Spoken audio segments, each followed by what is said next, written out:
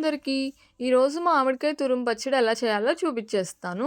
ముందుగా 4 మామిడికాయలు తీసుకున్నాను. ఇంట్లో వరకు తీసేసుకొని నీట్‌గా కడుక్కోవాలి. కడుక్కొని తొక్కంతా తీసేసుకోవాలి నేను చూపిస్తున్న విధంగా.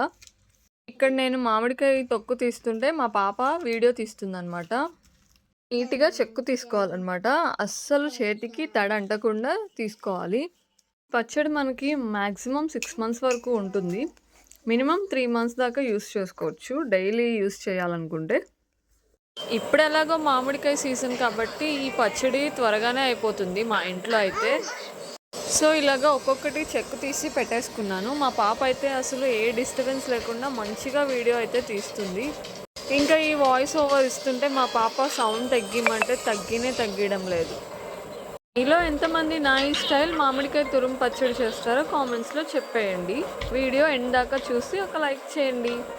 ఇంకా వీడియోలోకి వచ్చేస్తే తొక్కులన్నీ సపరేట్ చేసేసి మంచిగా తురిమేసుకుంటున్నాను మామిడికాయని. ఇంకో సైడ్ అయితే ఆవపిండి మెంతిపిండి కూడా రెడీ పెట్టేసుకున్నాను.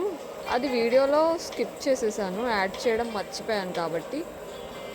మామిడికాయలన్నీ తురిమేసుకున్న తర్వాత ఒక బేసన్లో అయితే వేసేసి ఉప్పు, కారం, ఆవపిండి, మెంతిపిండి వేసేసి మంచిగా కలుపుకోవాలి. నాకు చెప్పాను కదా ఆవపిండి, మెంతిపిండి వీడియోని యాడ్ చేయడం మర్చిపోయానని. మీరు మాత్రం వేయకుండా ఉండకండి.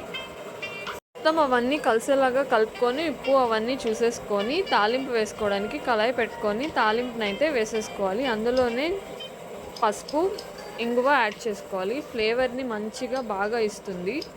ఇంకా తాలింపు వేసుకున్న దానిలో ఈ పచ్చడిని అయితే వేసేసుకొని మంచిగా కలుపుకోవాలి. పచ్చడి చేసుకొని అప్పటికప్పుడు తింటే ఒక టేస్ట్ ఉంటుంది.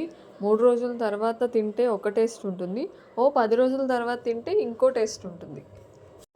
నేను చెప్పేది ఏంటంటే 3 రోజుల తర్వాత తినండి, మంచిగా ఊరిద్ది.